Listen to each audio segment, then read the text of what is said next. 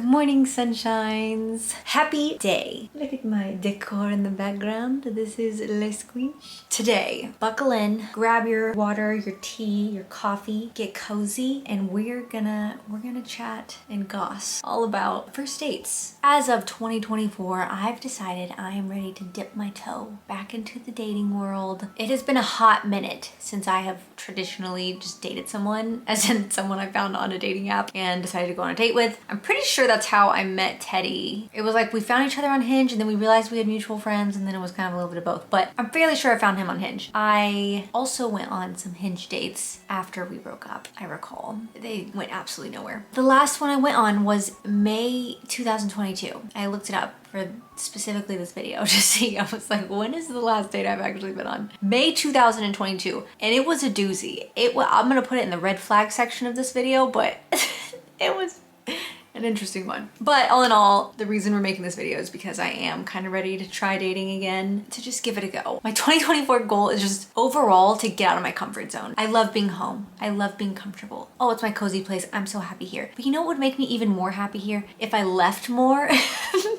and therefore got to appreciate it more when I got back. So I'm trying to just get out a little bit more, especially regarding like just meeting new people or trying things that would put me in contact with new people, because I do love hanging out with like my friend Miranda or the couple people just that I know around San Diego, but I want to kind of try to meet new people and branch out a little more and overall just become a more well-rounded individual. So that's my big goal, and that's one of the reasons that I'm like, let's try dating. Maybe it'll go nowhere, but at least we'll meet some new people, have some experiences, and flirt a little, you know? I got a libido. I want to flirt. I want to, I'm ready. I'm ready to feel hot again. I want to dress up, feel sexy, and talk to boys. It just sounds fun. And it didn't for a long time. It did not. I 0% desired it, but it's a new start for me. I don't know if it's the year of the dragon, Aquarius season, whatever the fuck it is. We're here for it. We're here for it. Okay? Also, another thing, dating wise, this was a huge thing for me in therapy. And I feel like maybe I've brought it up before on the YouTube videos, but I can't recall. I have relationship anxiety. I get a lot of anxiety in my relationships. I need a lot of reassurance. And quite frankly, in my last relationships, I did not receive it. And it made me more and more insecure, and it made me uncomfortable in my relationships. It made me anxious, it made me uncomfortable. And this is something that I talk about a lot with my therapist, because I wanted to work through this before I tried dating again and trying another relationship. I needed to figure out like what my triggers were and why this was so hard for me and why I didn't feel like I was thriving in my relationships. I was just forcing them, or like I was just trying to prove something, and it was all just a cover for my insecurity, like trying to prove that I'm good enough, I'm good enough, I'm good enough. And I never felt good enough. And that was a big thing that we worked through in therapy and that I talked about a lot. And I finally do feel like I'm on the other side of it, and I don't feel as cripplingly insecure. I feel like I've worked through it a bit. Actually, a lot. I've worked through it a lot. And for that reason, and not only that reason, but for a lot of things that I feel like we may not realize that we need to work on, I find a therapist is so great to notice patterns and behaviors that you have that may be a little toxic, that maybe you don't even realize are toxic. My therapist doesn't use the word toxic, but in layman's terms, toxic behaviors, things that will just make you a better person in and out, and also just relieve a lot of just like tension and anxiety when you take that off of your plate and you give it to someone else who can look at that with an objective point of view, who has no outside feelings about the situation, and really lay it down for you. And that has been so helpful. This video is sponsored by BetterHelp, and that is the best therapy resource that I know of personally. It is an app. You have access to thousands and thousands of therapists that specialize in a variety of different things depending on what you personally would like to work on or what you would like your therapist to specialize in. There's so many options and choices and therapists available for you there. When you create your account and you're signing up for BetterHelp, you'll have a survey, a little questionnaire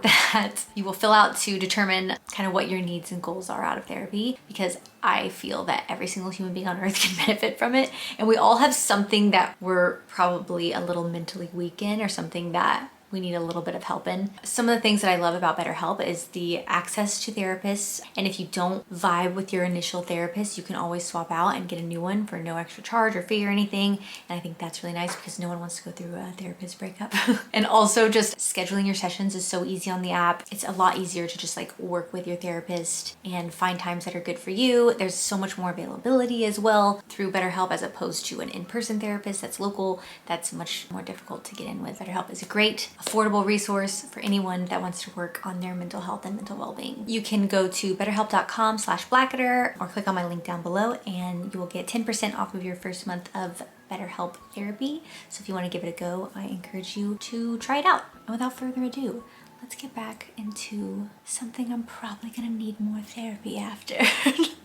Just kidding. First dates. First things first, I think it's more fun to start with the red flags. We will have a green flag section as well on the wonderful, amazing, beautiful things that people do. But let's start with the spicy stuff, okay? So I asked you guys on an Instagram prompt what your red flags were. Specifically, what would or has horrified you on a first date? What are absolute red flag deal breaker moments or qualities you've witnessed or even just heard of? What not to do, things like that. So I'm gonna delve into some of these responses. I will say right now that the most common red flags, this is to educate you guys. If you're a man watching this video, you can know maybe what not to do, maybe what to be aware of. And if you're a woman watching this video, be aware that maybe you should run away screaming if these things do come up. I think number one, the most common thing, well, I'd say two most common things. One is talking about their ex a lot, which I've 100% experienced on a date, and very strange, awkward vibes where you're like, I don't think you're over this, buddy. Two is being on their phone the whole time, constantly touching their phone. Personally, when I'm on a date, my phone does not come out one time. I don't even check it to see the time. I'm going to be mentally present for better or worse. Maybe I'm dissociating a bit in my head if it's not going so well, but I am going to be present on that date, okay? I am not texting anyone. Maybe if they leave or if they go to the bathroom or something, I'll check my phone. But overall, I think it's rude to be on your phone. For a first date, when you're getting to know someone, I feel like it's disrespectful in my opinion. So I completely agree with that sentiment. I think being on your phone constantly, huge turn off, first of all, and 100% agree, red flag. Bye. Bye. This one says phone screen placed on the table face down. Speaking of phones, I personally do place my phone on the ground face down, but not because I'm trying to like hide anything, just because getting email alerts or something, even if I have it silenced, like them glowing on the screen, I find that very distracting and kind of annoying. So I wouldn't do that. I also don't think you should have your phone on the table at all. I think your phone should be in your pocket. I keep mine in my purse. Sometimes I probably don't keep it in my purse actually. It depends on how many pockets I have or how big my purse is. But phones, let's just leave those. Let's just tuck them away. You know, this date's only gonna be an hour or two. Just tuck it away. Okay, this is one that I'm interested to know your opinions about, especially if you're a man, in the comments. But a lot of this, men not paying the bill or offering to pay on the first date. I have to think about it because I've been dating for 15 years now, you know what I'm saying? I assume that the man is going to pay or try to pay. I can't say that I've had a lot of situations where they don't. 100% of the time, I'm going to pull out my card and try to pay anyway, because I think that's polite and also like I'm fine with paying. I don't think I've ever had a guy let me pay though. Or I'm trying to think if I've ever had anyone like even split. If it's something like going to a bar, I don't want to go to bars for dates anymore, honestly. It lowers your inhibitions, I don't want to do it. If you're at a bar and you go get one drink, then I think maybe he could pay for the first round, and then maybe if you like each other and you're there for an hour or so and you want to get another one, then maybe you could pay for those drinks, and I think that would be fine with me in more of a split situation. But I guess that is kind of like just a traditional thing, like you do assume that the man's gonna pay for the first one. I'm curious, are men okay with that? Is this something that we should look at, or is this just polite? I don't know. I've never really thought about it. I always try to pay, but you know, I'm fine with being taken care of. Take care of me. I'm tired of taking care of myself. Okay, this was another very common red flag that I got. They only talk about themselves the whole time, or they don't ask any questions about you. It's only about them, and they're kind of braggy just about them. I think that is a huge turn off. That would drive me absolutely crazy. I'm a very inquisitive person, so I'm going to ask questions about someone. And honestly, I don't even like answering questions about myself that much. I try to keep them as short as sweet as I can, my responses. It would be so boring to just have that one-sided conversation. That's a snooze fest. Make sure that if you're going on a first date, ask questions about your date. Act interested. And if you're not interested in them and you don't want to ask questions about them, then why are you going on a date with them? That doesn't even make sense to me. Get your shiz together, lads and ladies, whoever is in the red flag category. Our next and the most common red flags, I'm trying to like get to those first before we go on the little funny ones. Being rude to your server, your waiter, your waitress, anyone on staff at the establishment that you go to. Rudeness is a huge red flag, and I completely agree. That is gross. That would immediately make me gag and want to leave. I could not tolerate that. I will say I have been out with some deplorable, not deplorable, some like not the best people in the world, you know, but I've never been out with someone who was rude to the staff. Like, I can't even imagine how I would react at that point, because that's silly. That's such a basic human courtesy that I can't even imagine it. I'm just thinking of the last first date I went on, and he was kind of just cringe in so many ways, but he was polite to the waitress, okay? He was very nice to her. I can't even imagine. Don't do that. Be courteous, be kind, be a human being. Eating with their mouth open. Oh, no. That and mouth breathing, I don't know, I'm just like sensitive to external stimulus. I don't know, but if someone's mouth breathing, it's so distracting to me. I cannot think straight. All I hear is that. I can't not listen to it. I don't like it. Breathe through the nose, please, if you can. And don't chew with your mouth open. That shouldn't even need to be said. These two, saying something negative or backhanded about other women, and men making negative comments about women's appearances. I concur 1000%. I don't know if they're doing it to like try to make you feel better, or they're like, well, that woman does that, but you don't. I don't know if that's the point of view, but I've had this experience. In fact, we'll go ahead and dip into my last first date, which was in May of 2022 again. And it was such an interesting experience. Let's lay it out. Let's call him Caesar. He seemed like a Caesar. Caesar, I find on Hinge, he is unreasonably attractive, I will say. Man had the most aesthetic, beautiful face and body that I have seen in quite some time. I could not resist swiping on him.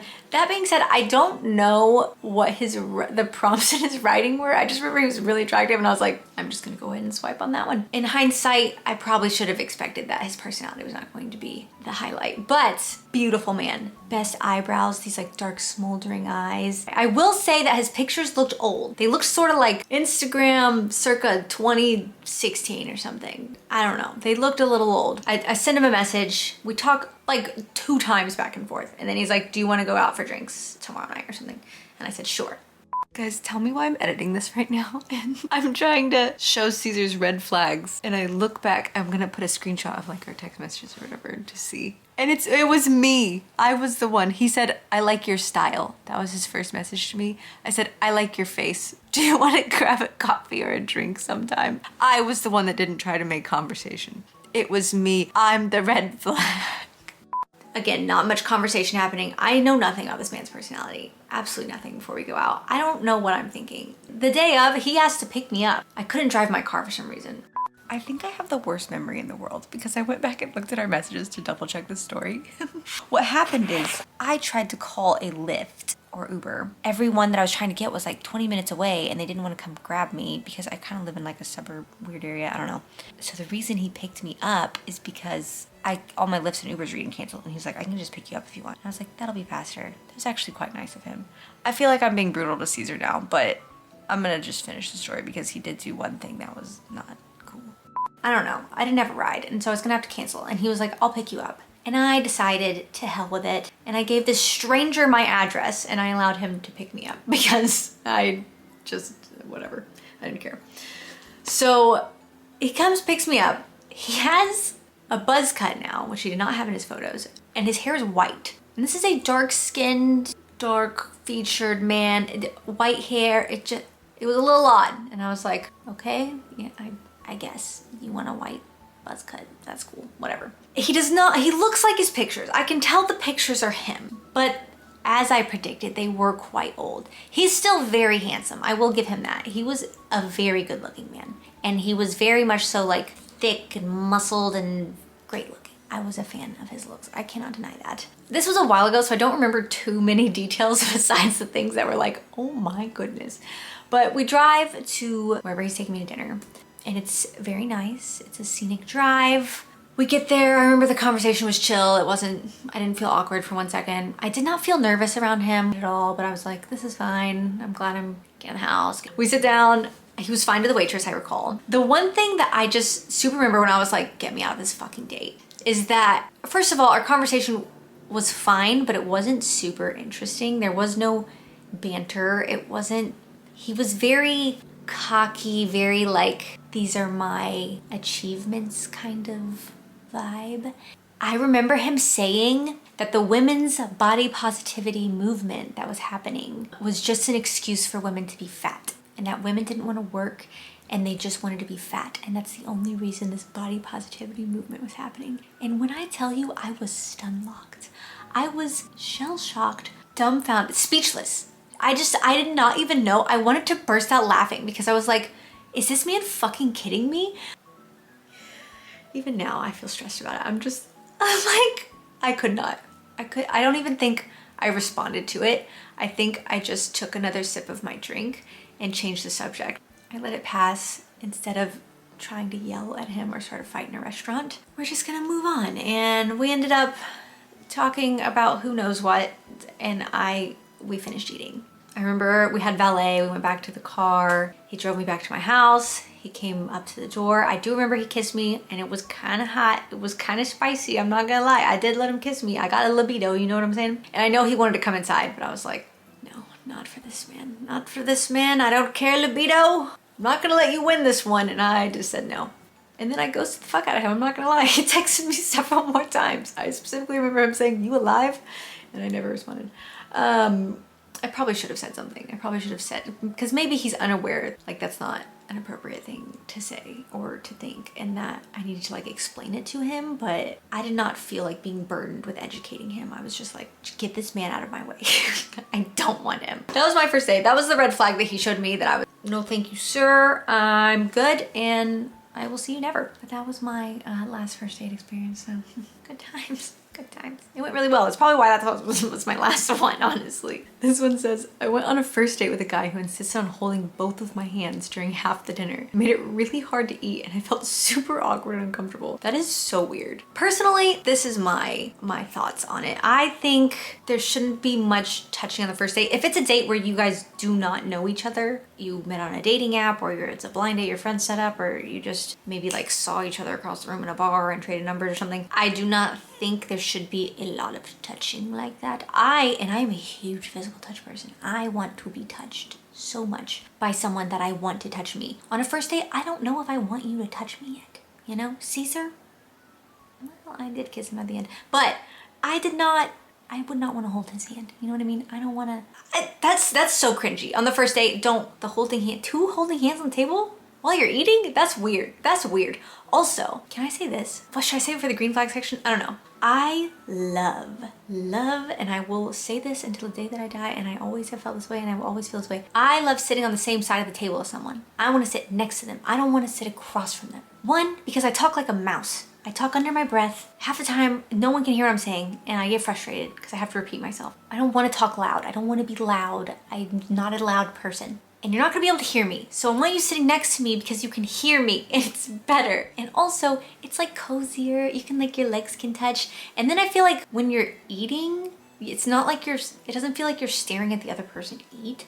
I don't know if that's just me. I don't wanna look at you eat like that. Frontal, I don't know. And I find that like, this is a very antagonistic seating arrangement. Facing each other, it's like, you wanna fight, you know? I don't know, maybe just me, but next to each other, collaborative, nice, soothing. And then you can, not first date maybe, but you can like lean into each other. You can hold hands if you want. It's like cute, it's flirty. You can whisper in each other's ear. It's 10 out of 10. And that's just something I would like to recommend personally, because I really enjoy that, and I think more people should do it. I know I've heard people say before that that's cringe. I've had boys that I wanted to sit next to tell me that's cringe, and I don't care. I still like it. Complaining about small things, that is also one of my, I don't know if that's a red flag, kind of a red flag. Negative energy people, I cannot date you. I already have self-deprecating humor. I already have to deal with my own negativity towards myself, which I try to battle constantly. I cannot be surrounded by negative people. I need people that are fun, funny, have a lightness for life, a happiness for life, more nice things to say than negative. Obviously you can have negative opinions, you know what I mean? But if everything out of your mouth is negative, that is such a turnoff. This one says, picked me up in a minivan where he had katanas and a samurai sword in there. That's kind of cool. He was driving, hit a curb, got a flat tire, and did not know how to change it. That's unfortunate, but that's a GG go next for me. Good game, good try. I'm gonna go ahead and go next. If I have to change your tire for you, this is not proceeding. That's so funny. This red flag is from a man. But they said if they believe in star signs and bad hygiene. I have great hygiene, but I do be asking every first date what their sign is. I'm like, when's your birthday? I'm just wondering when your birthday because I want to know when your birthday is. Not because I'm literally going to judge you immediately on what sign you are and if it's compatible with me. I don't know that I have any signs that I'd be like, no. But I definitely have signs that I would be more like, yeah. Does that make sense? Okay, I've got like books of red flags on here, I'm not gonna lie. But I think we should move on to some positivity, okay? I wanna move on to the green flags because green flags make me happy. And these are things that you can do on the first date. What would you love to do? What is a favorite trait someone has shown you on a first date? And what would convince you to go on a second date? Let's talk green flags. There's so many good ones on here. Okay, let's go with most common green flags, things that we can all do. I think the most common green flag, and probably could be guessed, conversation flow. When you guys are talking and it's just flowing and the banter is there and you're laughing and time is passing and you don't even realize it's been 3 hours and you're like, oh my gosh, we've just been nonstop talking and bonding. And I think conversation flow and that chemistry is so nice, so fire. Makes you want to see them again. It's the best feeling. I've definitely felt that way on many first dates, especially ones with boys I ended up getting in relationships with, because if the conversation there, if the chemistry's there, we love it. It's so green. The greenest flag. Also, huge green flag when they're actually asking questions about you and they're like clearly interested in you and they want to know more about you. I think that's very intentional, very kind, and it makes you feel, oh, this person actually wants to get to know me, you know? I think that is very important, to ask questions back and forth, to get to know each other. Like, that's the point of the date. So make sure it's not too like one-sided or anything like that. But that's the best feeling, when someone's like so interested in you and they just want to know every little thing, and it's a good feeling. That's nice. I want to read this one. It says, okay, I had a favorite first date last week. I could write a whole paragraph. Doing something fun and physical to get out of your head. We climbed trees, laying together, listening to music and talking, asking to kiss you, and then when touching you in a way to make you feel good and safe. Playing guitar for you and just picking up songs from your favorite band. This is the cutest date ever. I hope you marry him. Okay, this one says being very attentive, small gestures like getting the door, pouring your water, etc. I personally, I don't know if it's old-fashioned, maybe it is, but I do like when men get the door for me or make me feel taken care of. I like not a ton of touching, but like if you're going through a crowd or through something and there's people around, just a hand on like your back, you know, just like a supportive little hand. It's just very cute and romantic. And I feel in the beginning, every little touch and moment is so like new and different and fun, and I feel that it's just very exciting. So as long as it's gone about the right way and always respectful and never touch someone too much if they don't want to be touched. Another green flag, when they're super intentional and the first date is very planned out and they have a plan and they're like, we're gonna meet here at this time and we're gonna do this. I live alone, I take care of myself, eldest daughter energy. I love taking care of people, but I love when someone takes that burden off of me for a minute and does it for me or plans for me or does it. I will do it. I don't mind. I'll order for the table. I can be dominant AF. I will take care of shit. I will get shit done. I can 1000% do it myself. I do not need anyone to do it. But if they do, it feels so nice. It feels so nice to be taken care of. I love that. I love when it's planned out and it's not, where do you want to eat or what do you think we should do or you just want to hang out at your place. I like the intention behind it. The fact that they thought about it and cared and planned something just means a lot to me. Huge green flag. Biggest green flag also, eye contact. Eye contact is sexy, okay? It's so nice. It's intimidating also, a little bit, but coy looks, like you're always making eye contact and you can like look away. Maintaining eye contact for most of the day I feel like is important. I don't like when people are always looking at their feet or looking away. I'm like, do you like me? Do you want to look at me? What's going on here? Eye contact is important and I think very attractive, and I think that is a great green flag because it says I'm secure and I want to get to know you and I am looking into your soul.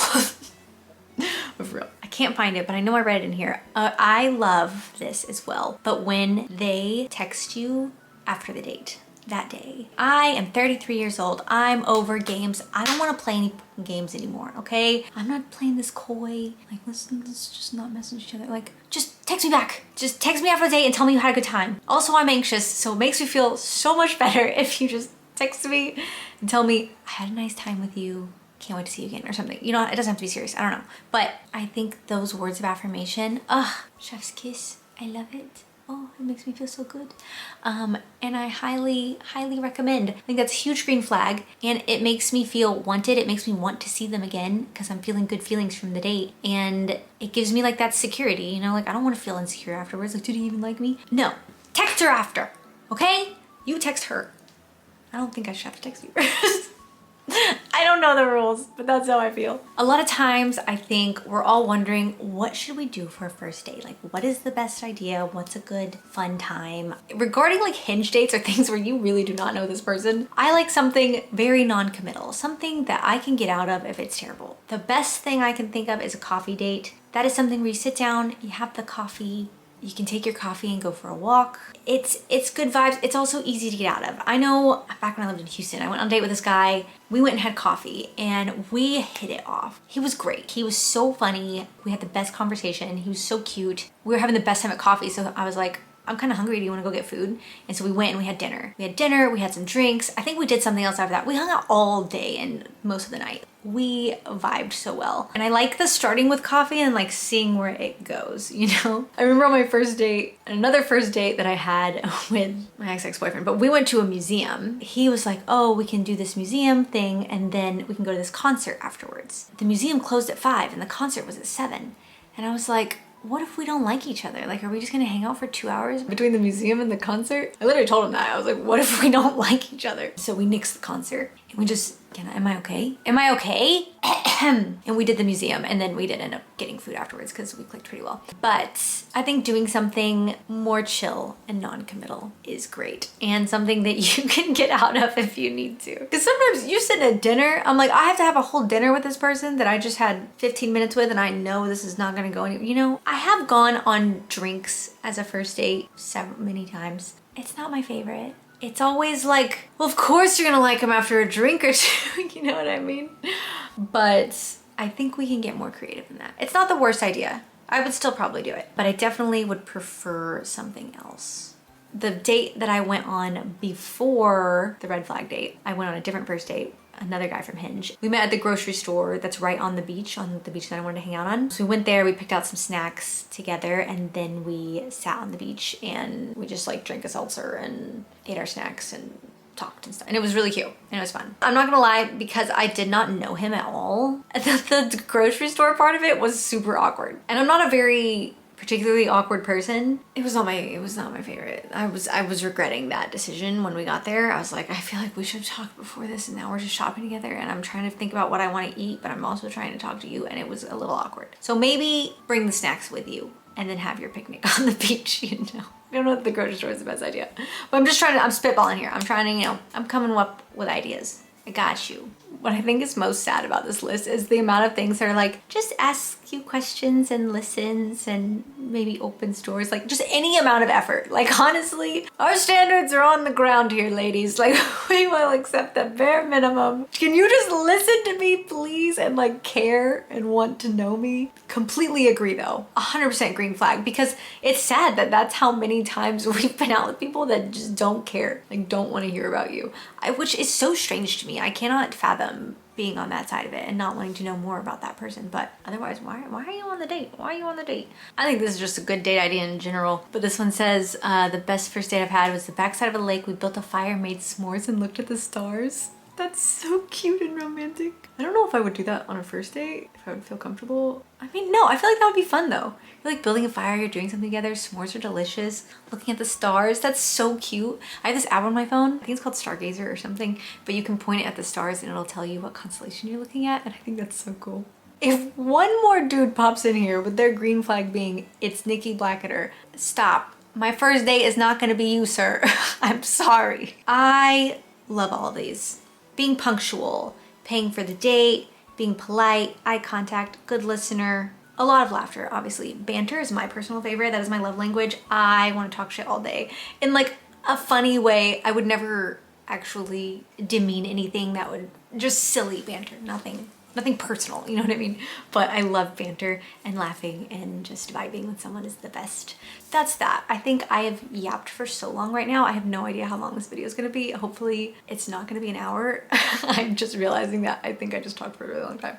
But it was really fun. I loved this. I'm excited to come back with you guys with some first date experiences, if they go well or not. I might go on one and then just scrap the whole idea altogether. But we're gonna do this, okay? And it's gonna be fun. But yes, that was going to be all for this video. I hope you guys enjoyed it. It was very fun to make. I like gossiping about this kind of stuff with you guys. So if you want to hear anything more, any other topics that could be fun for us to do, let me know in the comments down below. Give the video a thumbs up if you'd like, and I will see you in the next one. Thank you so much. I love you guys. Ta-ta for now. Bye.